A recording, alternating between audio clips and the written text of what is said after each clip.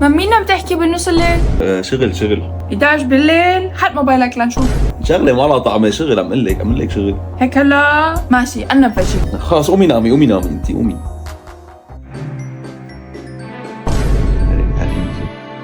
مع مين عم نحكي حد؟ انا بفجيك. ايه هلا شوف شو عم بصير معك؟ امور سليمه. انت مو على بالك هلا بتقلي شو في؟ يا زلمه بعرف انه في شي، هلا بدك تقولي لي مع مين كنت عم تحكي؟ طيب خلي حشريتك لشوف لوين بدها توصلك.